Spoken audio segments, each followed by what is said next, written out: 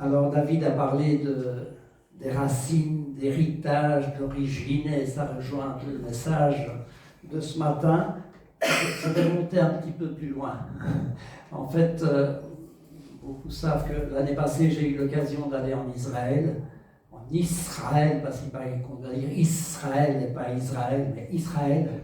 Et à cette occasion-là, on a rencontré évidemment beaucoup de monde, et notamment un certain pasteur, un pasteur français qui s'appelle Gérald Fruinschotz, qui est en Israël depuis un peu plus d'une vingtaine d'années maintenant, et qui interpelle l'Église par rapport à Israël. Alors, ce que je vais vous apporter ce matin, c'est un peu une synthèse de toute une série de messages qu'il a donnés, qui sont disponibles sur YouTube, et qui s'appelle Israël et l'Église. Alors, je vous invite à lire un court passage dans le livre de la Genèse, c'est au chapitre 12, et ce sont les versets, le premier verset et les versets suivants. Voilà. Donc, l'Éternel dit à Abraham: Va-t'en de ton pays, de ta patrie et de la maison de ton père dans le pays que je te montrerai. Je ferai de toi une grande nation et je te bénirai. Je rendrai ton nom grand et tu seras une source de bénédiction. Je bénirai ceux qui te béniront et je maudirai ceux qui te maudiront. Et toutes les familles de la terre seront bénies en toi. La grande nation dont il est question ici, ce sont les descendants d'Abraham, d'Isaac et de Jacob, c'est-à-dire le peuple juif, le peuple que Dieu s'est choisi. Et cette promesse que l'Éternel fait à Abraham constitue le fil rouge de toute l'Écriture. Elle est répétée en Genèse 15, en Genèse 18, et elle est renouvelée à Isaac, à Jacob. C'est une alliance perpétuelle. Et en français, on a deux fois le verbe maudire. Je maudirai ceux qui te maudiront. Et selon les commentaires bibliques, notamment John MacArthur, quand nous lisons ceux qui te maudissent, ceux qui maudissent Abraham sont ceux qui le traitent à la légère, qui le traitent avec dédain ou le méprisent. On pourrait donc lire « Je bénirai ceux qui te béniront et je maudirai ceux qui te considéreront avec légèreté, ceux qui te mépriseront. » La malédiction de Dieu provoquée par un tel manque de respect et un tel mépris implique de sa part, donc de la part de Dieu, le plus sévère des jugements. Je bénirai ceux qui te béniront, je maudirai ceux qui te maudiront. Et toutes les familles de la terre seront bénies en toi. Israël, donc les descendants d'Abraham, d'Isaac, de Jacob, Israël n'est pas contre les nations, mais pour les nations. Tu seras une source de bénédiction. Toutes les familles de la terre seront bénies en toi. Toutes les familles de la terre seront bénies par les descendants d'Abraham, Isaac, Jacob. Alors vous me direz, en quoi est-ce que cela nous concerne, nous, chrétiens de la Nouvelle Alliance, chrétiens du XXIe siècle? En fait, les premiers chrétiens étaient juifs. Jésus lui-même était juif, descendant d'Abraham, descendant de Sem, un des fils de oui, Sem, ou sémites. Et les premiers chrétiens sont des frères de Jésus et des frères et des sœurs de Jésus. Ils reconnaissent Jésus comme le Messie, mais ils restent juifs. Ils sont toujours enracinés dans la vie d'Israël, dans les traditions, dans les fêtes. Ils prient à la synagogue, ils lisent ou ils entendent la Torah et ils vivent au rythme de la parole et des promesses données à qui? À leur Père.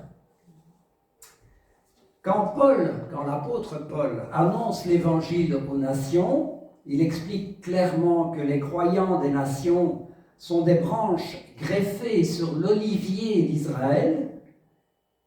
L'Église ne remplace pas Israël, elle est greffée sur Israël. elles partagent la même racine. Et là, je rejoins David avec les racines, les origines. L'Église est greffée sur Israël, elle partage la même racine, la même sève. Et si on lit en Romains chapitre 11, voilà, mais si quelques-unes des branches ont été retranchées, et si toi, qui étais un olivier sauvage, tu as été greffé à leur place et rendu participant de la racine nourricière de l'olivier, ne te glorifie pas aux dépens de ces branches. Si tu te glorifies, sache que ce n'est pas toi qui portes la racine, mais que c'est la racine qui te porte. Si on survole rapidement l'histoire du christianisme depuis les débuts, on voit que l'évangile se répand parmi les nations. L'évangile se répand dans l'Empire romain. Il y a des Grecs, des Égyptiens, des Romains qui deviennent des disciples de Jésus. Et petit à petit, les croyants juifs, ils deviennent minoritaires parce que la croissance est telle que les juifs du départ, il y en a proportionnellement de moins en moins. Et l'Église, désormais essentiellement composée de non-juifs, commence à oublier ses racines et à considérer quel est le nouveau peuple de Dieu. Et c'est là qu'apparaît une idée qui fera beaucoup de dégâts, c'est la théologie du remplacement. C'est l'idée que l'Église aurait pris la place d'Israël. Alors on se détache des Écritures, donc de l'Ancien Testament, on se détache des prophéties, on ne voit plus le rôle de la terre d'Israël et on oublie que Jésus revient à Jérusalem. Dès l'origine, Dieu avait averti depuis Noé que son fils Japheth, qui représente l'esprit grec, serait une bénédiction, mais à condition de demeurer dans les tentes de Sem, c'est-à-dire de garder ce lien avec l'identité juive et la pensée hébraïque. Et là, on voit dans le slide suivant, ah non, c'est pas, il n'est pas là, je l'ai mis ici, mais je ne l'ai pas mis là, que Dieu étende les possessions de Japheth, qu'il habite dans les tentes de Sem.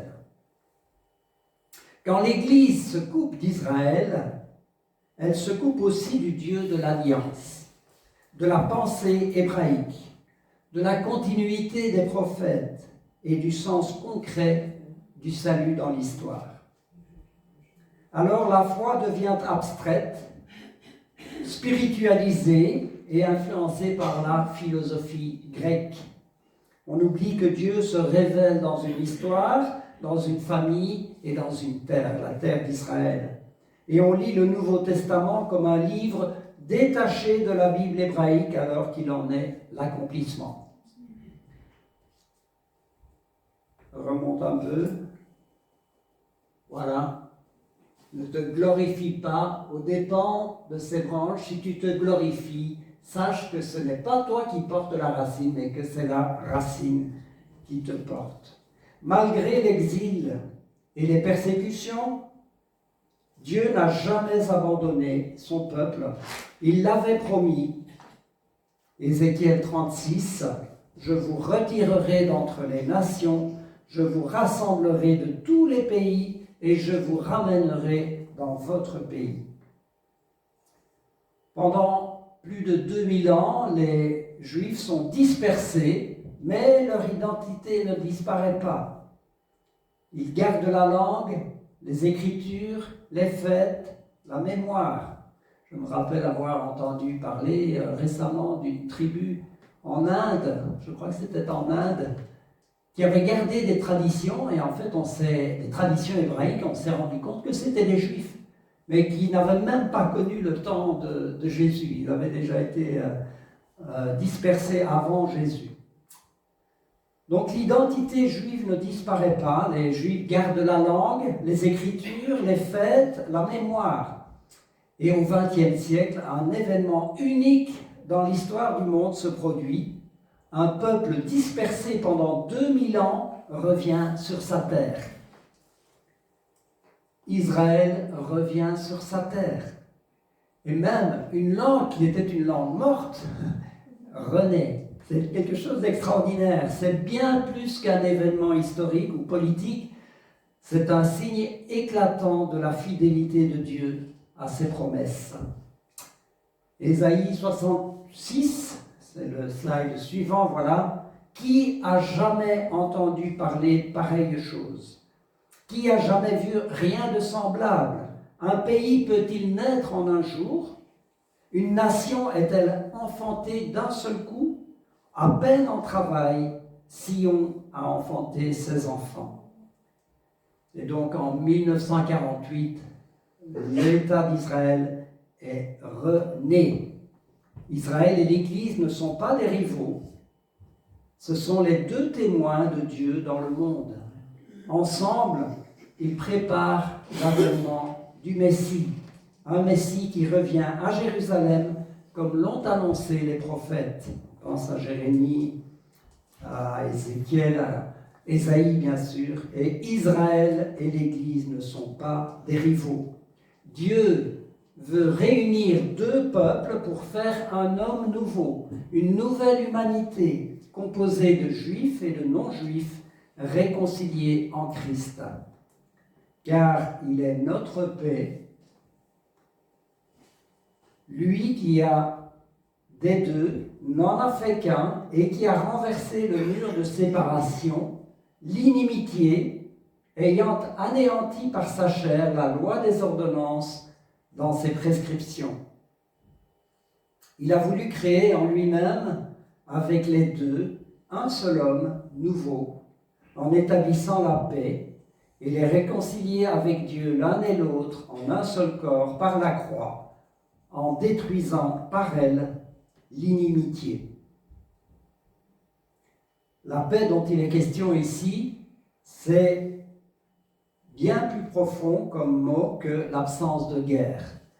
Le shalom dont il est question ici exprime l'accomplissement, la plénitude, la restauration parfaite que Dieu accomplira dans le royaume messianique. Jésus n'a pas fondé une religion appelée christianisme, il vient accomplir les promesses faites à Israël. Il naît en Israël, il prie, il chante les psaumes de David, il célèbre les fêtes de l'Éternel, il enseigne dans la synagogue et il annonce le royaume promis aux prophètes ou par les prophètes d'Israël. Et surtout, Jésus est le Messie. Revenir vers Israël, ce n'est pas adopter une culture étrangère, c'est revenir aux racines du christianisme et se préparer à l'œuvre que Dieu accomplit aujourd'hui. L'Église chrétienne est née au sein d'Israël, les apôtres sont juifs, les Écritures sont celles d'Israël. Et la foi en Jésus s'inscrit naturellement dans l'espérance messianique du peuple juif. À l'origine, il n'y avait pas d'opposition entre Israël et l'Église. Aimer et soutenir Israël, ce n'est pas faire de la politique aujourd'hui. Aimer Israël, c'est aimer ce que Dieu aime et marcher avec lui dans ses promesses et entrer dans ses promesses pour la rédemption du monde. Jérémie 31, le slide suivant. Nations, écoutez la parole de l'Éternel et publiez-la dans les îles lointaines. Dites, celui qui a dispersé Israël le rassemblera et il le gardera comme le berger garde son troupeau. Le berger garde son troupeau, c'est une image prophétique qui est reprise dans les évangiles, le berger et ses brebis, et Jésus est notre bon berger. Le Seigneur est celui qui est fidèle, qui rassemble et qui unit. L'amour de Dieu pour Israël et pour l'Église est le même. Élargissons notre cœur et aimons le peuple premier-né de l'Éternel, Israël. Hier, au cours de la journée de jeûne et de prière, on a relu ce passage de Jérémie 29, le slide suivant, en le prenant pour nous-mêmes, pour l'Église chrétienne, et c'est très bien, mais souvenons-nous que cette promesse est adressée en premier au peuple de Dieu. Car je connais les projets que j'ai formés sur vous, dit l'Éternel, projets de paix et non de malheur, afin de vous donner un avenir et une espérance. Vous m'invoquerez et vous partirez, vous me prierez et je vous exaucerai, vous me chercherez et vous me trouverez, si vous me cherchez de tout votre cœur. Amen. Peut-être que vous avez déjà entendu un frère ou une sœur qui vous disait que nous ne sommes plus sous la loi, que nous sommes sous la grâce, et sur cette base déclarer mettre un peu l'Ancien Testament sur le côté et ne lire que les évangiles et le Nouveau Testament. Mais Jésus dit lui-même qu'il n'est pas venu pour abolir la loi et les prophètes, mais pour les accomplir. Donc la loi et les prophètes sont toujours d'actualité. Ils ne sont pas abolis. Ils s'accomplissent sous nos yeux. Ne négligeons donc pas la lecture et la méditation de l'Ancien Testament. Amen.